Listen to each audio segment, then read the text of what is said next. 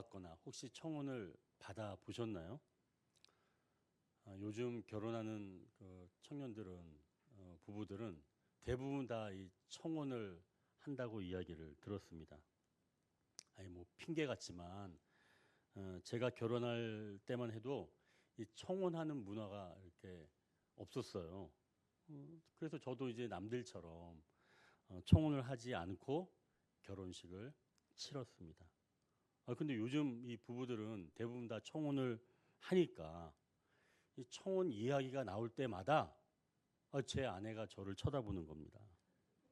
그럼 저는 그때 은근슬쩍 자리에서 일어나 피해버리죠. 자, 그럼 제가 이제 우리 남자 청년들에게 꼭 전할 말이 있어요. 청혼은 꼭 하십시오. 나중에 결혼하기 전에 그게 평생이 유익합니다. 근데 이렇게 생각할 수 있잖아요. 아니 꼭 남자가 청혼하라는 법이 있나요? 우리나라에서는 대부분 다 남자가 청혼을 하지만 외국에서는 이 여성이 청혼하는 나라도 있다고 합니다. 아일랜드에서는 이 5세기부터 내려오는 풍습이 있는데요. 여자들이 청혼하는 날이 따로 있다는 겁니다. 이 4년에 한 번 찾아오는 그 윤달 2월 29일은 여성이 먼저 청혼하는 날로 이 아일랜드에서는 정했다는 거예요. 이제 그 문제 생각할 수 있죠. 내가 싫어하는 사람이 나한테 청혼하면 그때는 어떻게 해야 되죠? 난 저 여자 별로 안 좋아하는데 그녀가 저한테 청혼을 하는 거예요. 그러면 그때는 거절할 수는 있는데 그 대신 선물을 줘야 한다는 거예요. 실크로 된 가운을 선물로 줘야 한다는 겁니다. 여성이 당황하지 않도록 배려하는 그런 차원이겠죠. 오늘 본문에서도 여성이 청혼하고 있습니다. 혹시 그녀도 실크 가운이 필요한 건 아닐까요? 이제 첫 번째 단락입니다. 무리한 청혼이 있다. 우리가 제가 8절 읽고 여러분이 9절 읽으면 되겠습니다. 밤중에 그가 놀라 몸을 돌이켜 본즉 한 여인이 자기 발치에 누워 있는지라.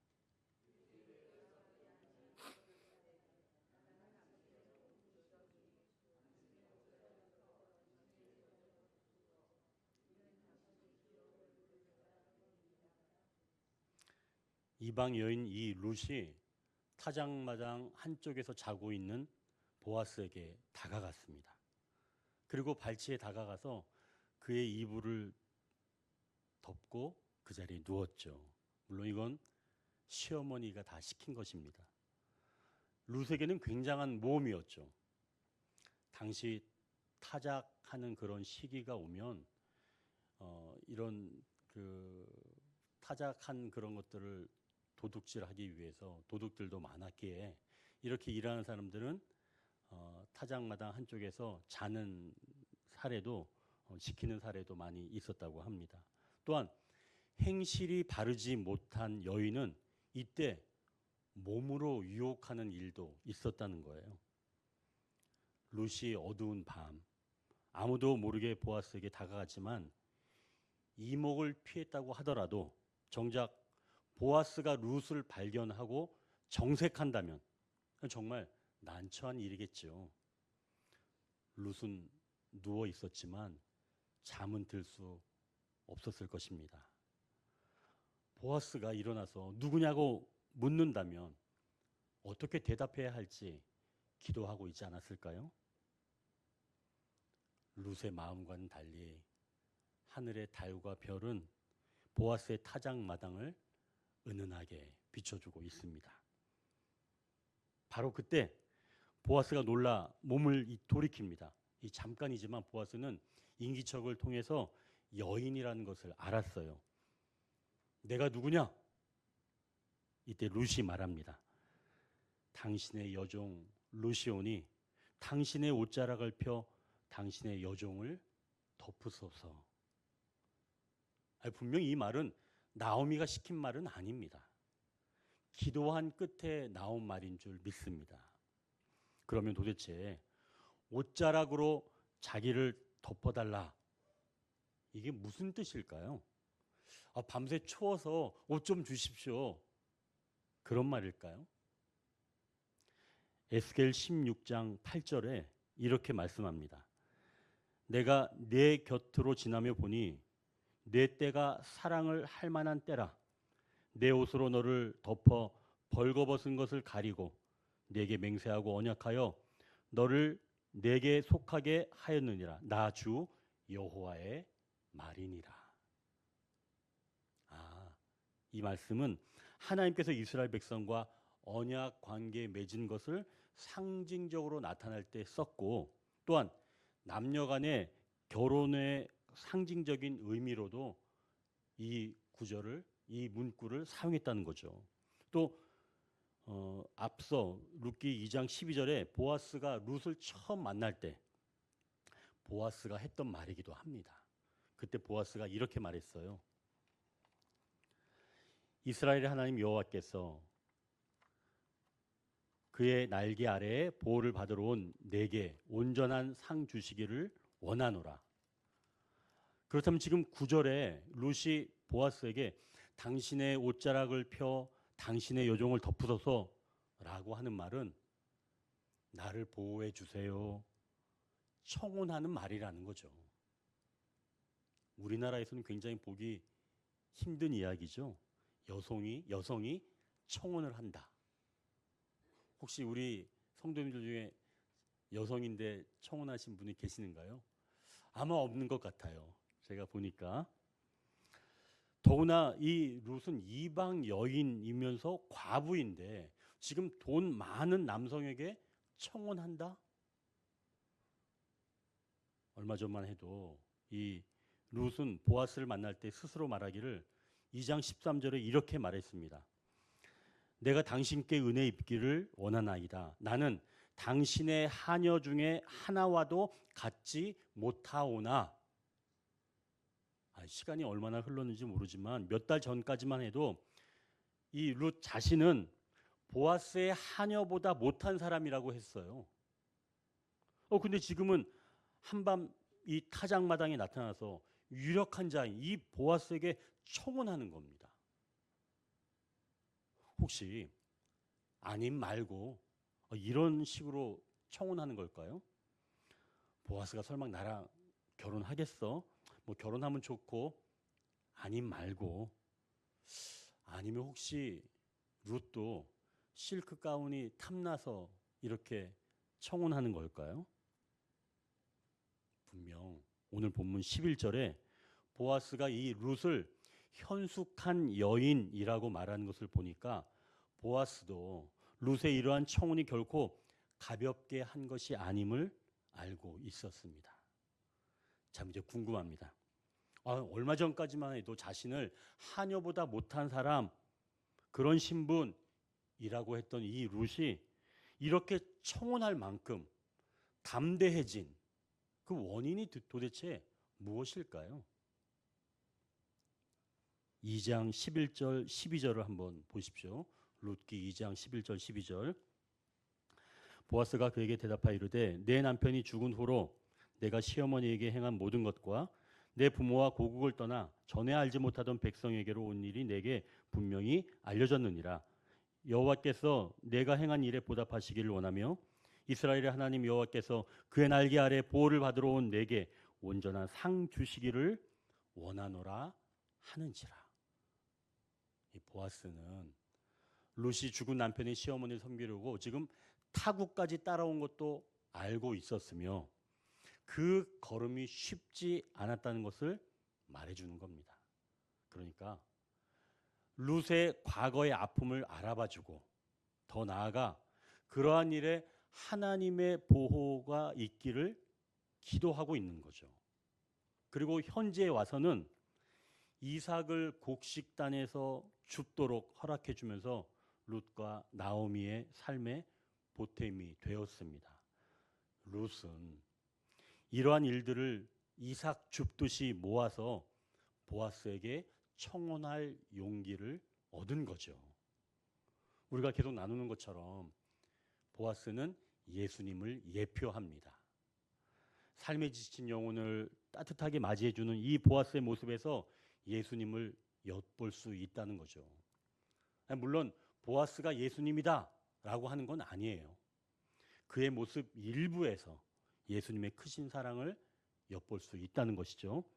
자, 그렇다면 룻이 보아스에게 청혼할 수 있는 이 용기를 얻은 것을 보면서 우리가 여기서 한 가지 귀한 진리를 얻는 것이 있습니다. 이건 바로 우리도 예수님께 나아간다면 룻처럼 점점 자신을 가치 있는 사람으로 여길 수 있다는 말씀이죠. 다른 말로는 자존감이 올라간다는 겁니다. 제가 좀 전에도 말씀드린 것처럼 룻이 보아스를 처음 만날 때 자신을 누구라고 했냐면 이방 여인이라고 그랬어요. 그러니까 보아스 당신과 나는 아무런 관계가 없는, 나는 이방 여인입니다 라고 얘기했습니다. 그리고 그 다음 만남이 좀 지속된 다음에는 나는 당신의 하녀보다 못한 여인입니다 라고 했습니다. 이제는 관계는 좀 있죠. 당신의 하인이라고 하는 그런 정도의 관계. 그리고 오늘 본문 9절에서는 당신의 여종이라고 표현합니다. 여기서 이 여종이란 말은 하녀와는 다른 직분을 이야기하는 거예요.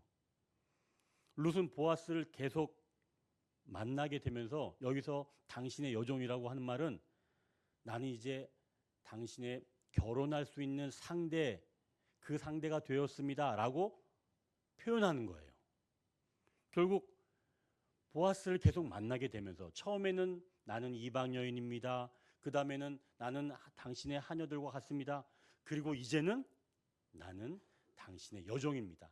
당신과 결혼할 수 있는 상태가 되었습니다 라고 말하게 된 거예요. 즉 나 자신을 생각하는 이런 단어가 바뀐 겁니다. 보아스에게 점점 다가가면서 그녀가 자신을 어떻게 생각하는지도 점점 바뀐 것이죠. 어느 청년과 제가 밥을 같이 먹으면서 이야기를 나누는데요. 자기 어릴 적 이야기를 저에게 들려줬어요. 자기는 이 부모님에게 칭찬을 못 들어봤다는 거예요. 부모님은 늘 1등을 원했답니다. 자기는 밖에 나가서는 그래도 상위권이라 다른 사람들은 그래도 인정을 많이 해줬는데 부모님 앞에만 가면 부모님들은 자기를 칭찬해 주지 않았다는 거예요. 왜? 1등은 아니니까. 더 노력해야 된다 항상 그랬다는 거예요.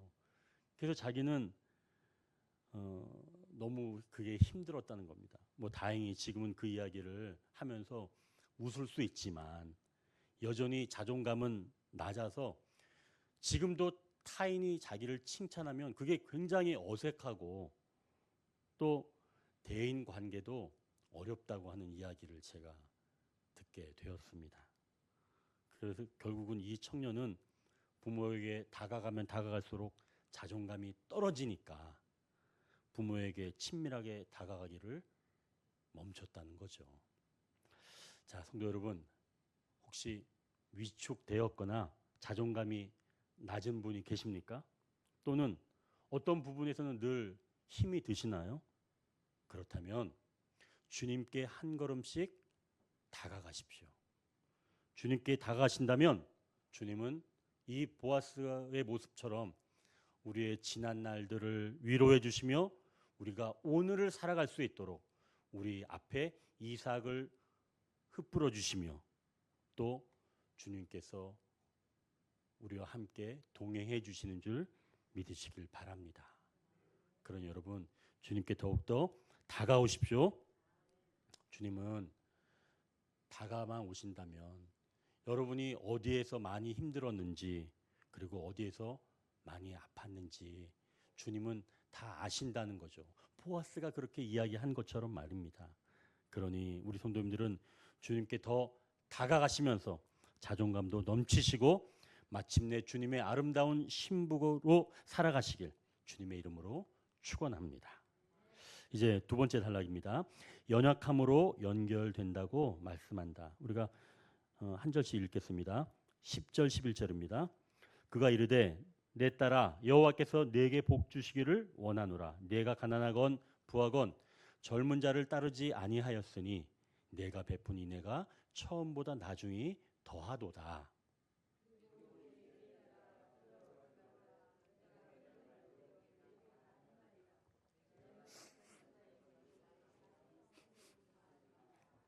아멘. 자, 그럼 이제 질문이 나오겠죠. 아니, 목사님, 저도 보아스처럼 누군가의 좀 자존심을 세워주고 싶어요. 어떻게 하면 자존감을 좀 세워줄 수 있을까요?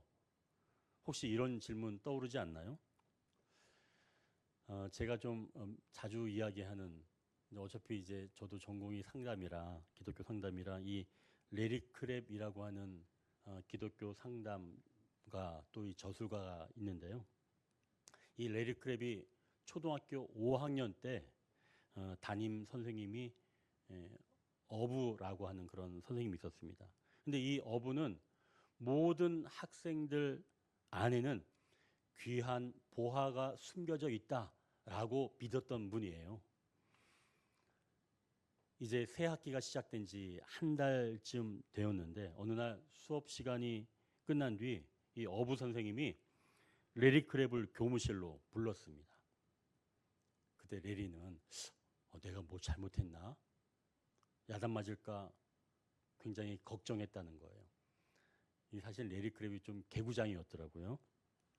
그러면서 이제 선생님께 갔습니다. 그랬더니 이제 선생님이 레리야 이쪽으로 와서 앉으렴. 그러면서 이제 말씀을 하시는데 이렇게 이야기를 하시는 거예요. 내가 한동안 너를 쭉 지켜와 봤는데 너는 글 쓰는 것을 좋아하더구나. 레리, 너는 훌륭한 작가가 될 수 있어. 이제부터 우리 이렇게 하기로 하자. 수업이 끝나기 전 15분씩은 매일 이 사전을 가지고 네가 모르는 단어를 찾아서 그 단어를 가지고 문장을 만들어 봐. 그리고 그 문장을 가지고 나와 함께 이야기하자. 어때? 이것이 레리 크랩이 훌륭한 작가가 되는 첫걸음이었습니다. 그 후 레리의 귀 속에는 늘 어부 선생님의 말이 속삭이고 있었습니다. 너는 훌륭한 작가가 될 수 있을 거야. 이 레리 크랩은 제가 가지고 있는 책만 해도 한 3-4권 되는데요. 한 30여 권 이상 쓴 것 같습니다. 근데 그 중에 커넥팅이라고 하는 책을 썼는데요. 이 책에서 초등학교 5학년 때 이 선생님이 자신 안에 있는 귀한 보화를 발견해 준 이 내용을 소개한 겁니다. 그리고 덧붙여서 다음과 같은 의문을 적어놨어요. 한번 들어보십시오. 다른 사람들한테도 자신 안에 있는 보화를 발굴하라는 말들을 많이 들었는데 왜 다른 분들의 말은 효력이 없었고 이분의 말은 내 삶을 뒤바꾸어 놓았는지 궁금하였다.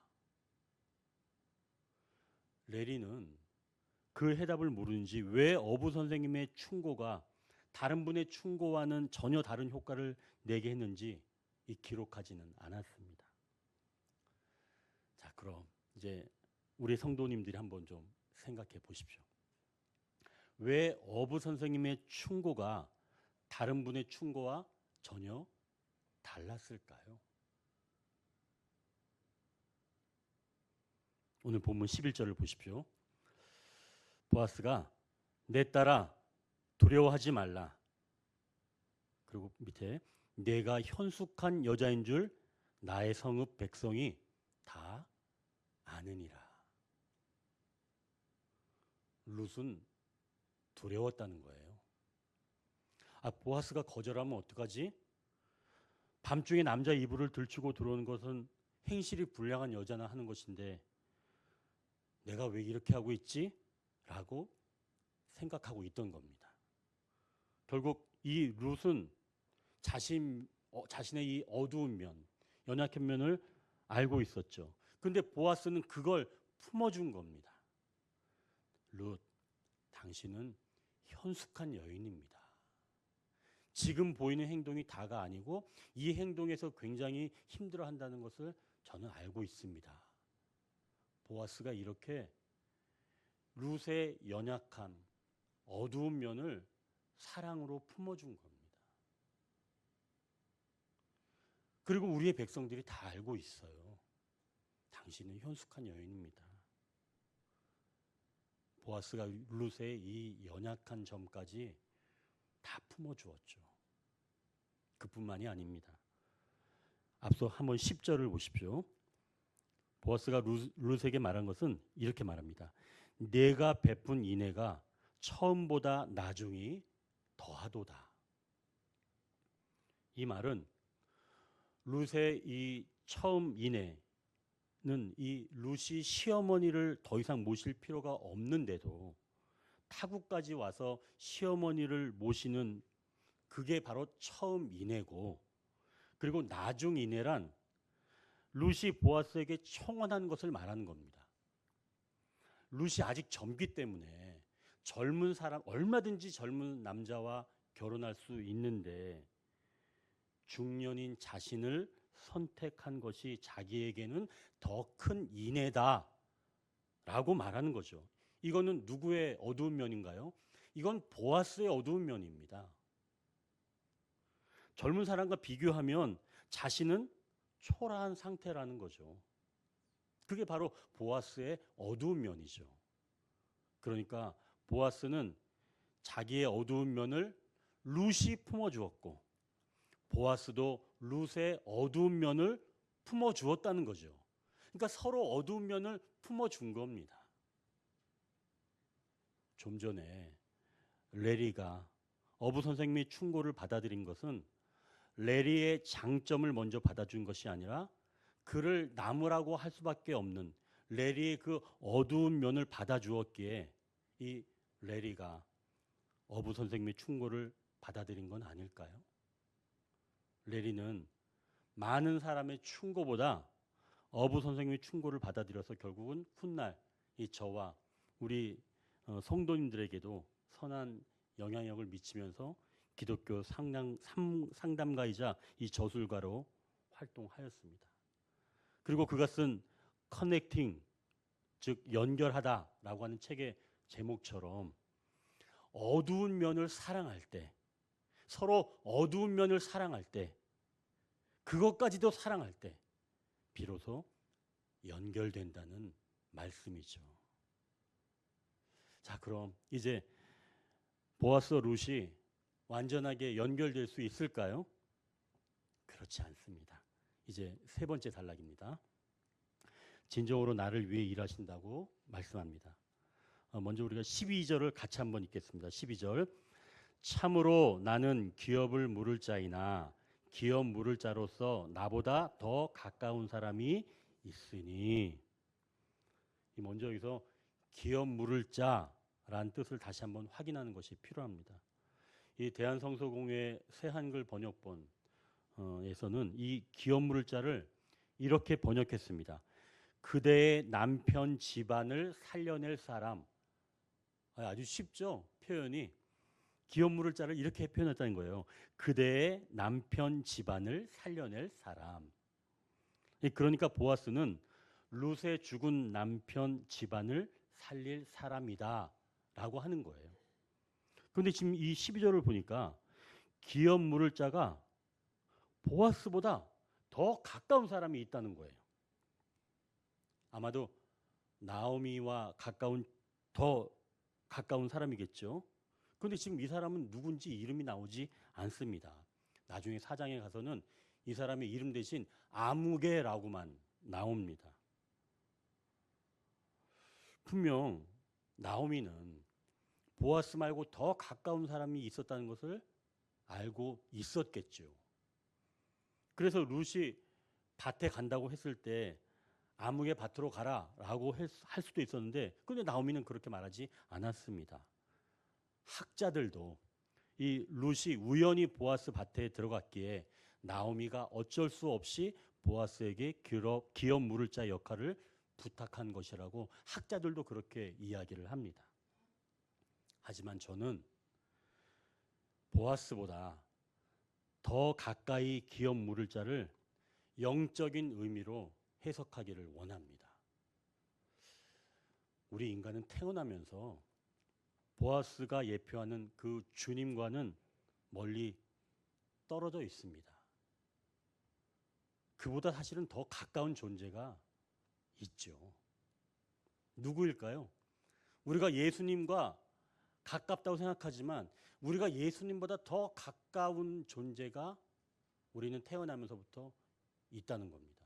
그게 누굴까요? 세상 또는 타락한 천사로 우리가 알고 있는 마귀입니다.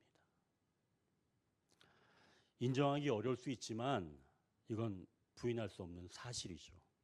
마귀는 영으로 우리와 아주 가까이 있습니다. 항상 손만 뻗으면 닿을 거리에 있는 것들이 바로 마귀죠.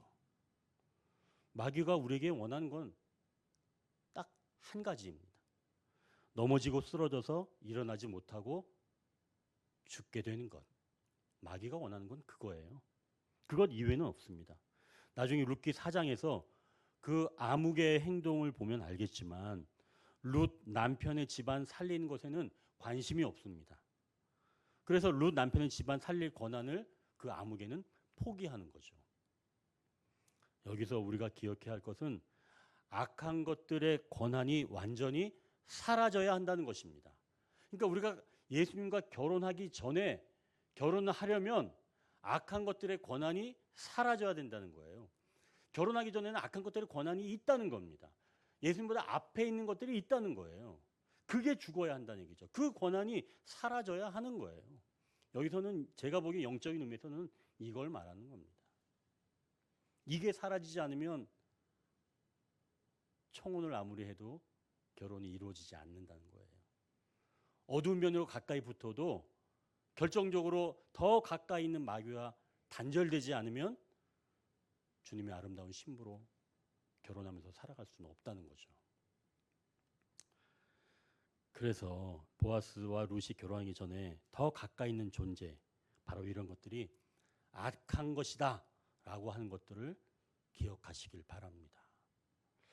그래서 우리는 주님의 아름다운 신부되면서 인격적인 관계를 시작함으로 결국은 그 악한 것들이 배제된 상태에서, 끊어진 상태에서 우리가 주님과 새로운 관계가 시작되는 줄 믿으시길 바랍니다. 서울신대 기독교 신학연구소에서는 이 고대교회 세례식 과정을 소개하면서 한국교회 세례식의 방향성, 이것을 모색하였는데요. 서울신대 그 황훈식 교수는 고대교회 세례식 순서와 예전 신학이라는 제목으로 논문을 발표했습니다. 그 발표한 논문은 고대 밀라노 교회 세례 과정을 소개한 건데요. 그 세례 과정, 12개의 세례 과정 중에 네 번째에 포기 선서라고 하는 순서가 있습니다. 포기 선서. 세례를 받는 사람이 마귀와 세상을 끊어버리는 포기 선서를 가졌다는 거예요. 어떤 거에서? 세례식에서. 세례식은 주님과 우리 성도가 결혼하는 예식이잖아요. 그러니까 그 결혼하는 예식 중에서 네 번째 순서에 포기 선서의 과정이 있었다는 거죠. 이때 집례자는 2번 질문하고 세례 받는 사람은 2번 대답을 합니다. 첫 번째 질문은 이거였어요. 마귀와 그의 사역을 거부합니까? 대답은 나는 거부합니다. 그리고 두 번째 질문은 세상과 그 향락을 거부합니까? 대답은 나는 거부합니다. 황 교수는 이 같은 마귀와 세상에 대한 포기 선언은 하늘에서 돌려받을 수 있는 약속 있는 어음과 같고 하늘의 책에 기재되는 영원성을 말하는 것이었다며, 이 선언 후 대답한 사람은 어두운 서쪽을 뒤로 하고 그리스도를 맞이할 동쪽으로 몸을 향했다고 설명하고 있습니다. 그러니 이러한 포기 선언이 꼭 있어야 한다는 것이죠. 여러분, 우리는 이미 다 포기 선언하셨죠? 만약에 안 하셨다면 포기 선언을 하셔야 하는 겁니다. 나는 마귀의 사역을 거부합니다. 이렇게 포기 선언을 해야 한다는 것이죠. 그걸 이해해야 다음 구절을 나눌 수 있습니다. 이제 13절을 우리가 같이 읽겠습니다. 이 밤에 여기서 머무르라. 아침에 그가 기업 물을 자의 책임을 내게 이행하려 하면 좋으니 그가 그 기업 물을 자의 책임을 행할 것이니라. 만일 그가 기업 물을 자의 책임을 내게 이행하기를 기뻐하지 아니하면 여호와께서 살아계심을 두고 맹세하노니 내가 기업 물을 자의 책임을 내게 이행하리라. 아침까지 누워 있을지니라 하는지라. 여러분, 이 13절 읽으면서 반복적으로 나오는 그런 구절은 어떤 건가요? 기업 물을 자의 책임을 내게 이행한다라고 하는 말씀입니다. 그 몇 번 나오는지 한번 찾아보세요. 한번 볼까요? 몇 번 나오는지. 기업 물을 자의 책임 몇 번 나오죠? 네, 4번 나오죠. 4번 나옵니다. 이 한 구절에 기업 물을 자의 책임을 내게 이행한다고 하는 똑같은 말이 4번이나 나오는 거예요. 반복적으로 나온다는 건 그만큼 중요하다는 거겠죠? 자, 그렇다면 이 4번이라고 하는 숫자는 완전한 숫자예요. 성경에서는. 그러면 하나님께서, 예수님께서 내가 완전하게 이행하겠다라고 하는 것들을 의미하는 겁니다. 어떤 거를? 너의 죽은 남편 집안을 살리는 그 일을, 너의 집안을 살리는 일을 예수님은 완전하게 시행하겠다라고 하는 것이죠. 그게 곧 예수님께서 자기의 책임이라고 하는 거예요. 책임이래요. 예수님이 책임지시면 그거는 끝난 겁니다. 이건 누가 하는 거라고요? 예수님이 하시는 거예요.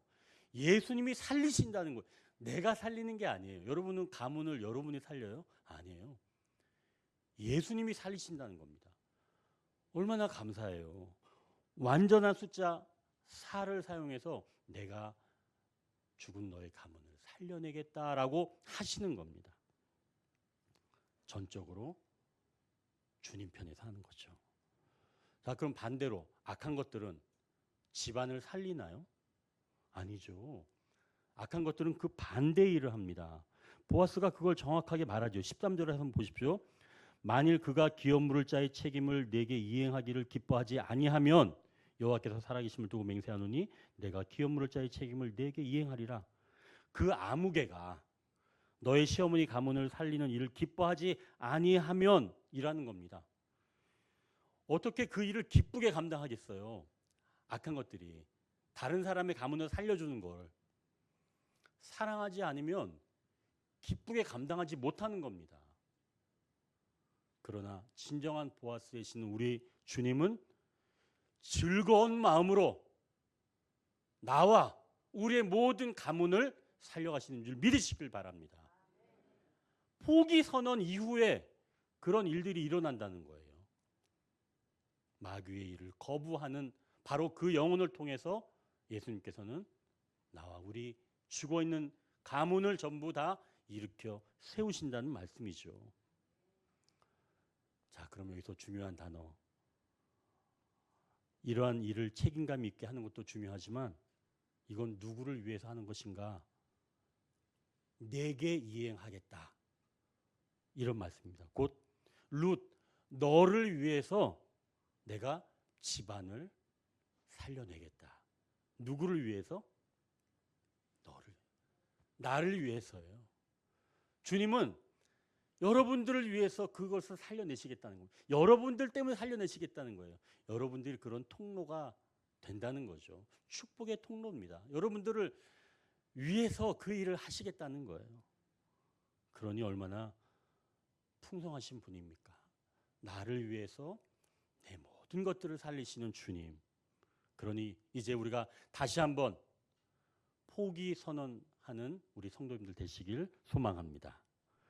그래서 우리는 이제는 더 이상 세상의 학력을 쫓지 아니하고 마귀의 사역을 거부하고 내가 의지하였던 심지어는 내 자신에까지도 이제는 모든 것들을 포기하면서 하나님께 온전히 의탁하는 저와 여러분 되시길 주님의 이름으로 축원합니다. 말씀을 정리합니다. 주님께 나아갈 때마다 우리는 자존감이 올라갑니다. 마침내 우리는 주님께 청혼할 수 있는 자리에까지 올라갑니다. 이때 주님은 우리의 연약함으로 함께 연결된다고 말씀합니다. 그리고 주님은 진정으로 나를 위해 일하신다고 말씀합니다. 기도하겠습니다.